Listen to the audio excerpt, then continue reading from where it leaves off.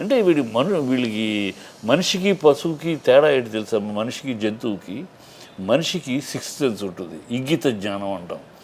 జంతువుకి ఆ ఇంగిత జ్ఞానం ఉండదు. అందుకనే కుక్క తనకు జన్మనిచ్చిన తల్లితోటి కూడా సంభోగం చేస్తుంది, దానికి ఇంగిత జ్ఞానం ఉండదు కనుక. ఆ జ్ఞానం లేనివాడు రెండు కాళ్ళ జంతువుతోటి సమానం. ఈ నా కొడుకులు వీళ్ళందరూ కూడా రెండు కాళ్ళ జంతువులు, మనుషులు కాదారు. వాళ్ళని శిక్షించడం కాదు, అది వాళ్ళ బహిరంగమైన పబ్లిక్లో వాళ్ళకి అవమానం జరిగితేనే మరొకళ్ళు అలాంటి తప్పుడు పనులు చేయడానికి, చిల్లర పనులు చేయడానికి ముందుకు వెనకాడతారు.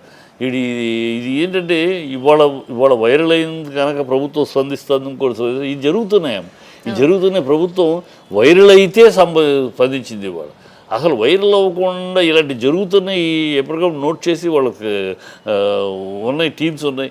ఇలాంటి సైబర్ క్రైమ్ ఏం జరుగుతున్నాయి,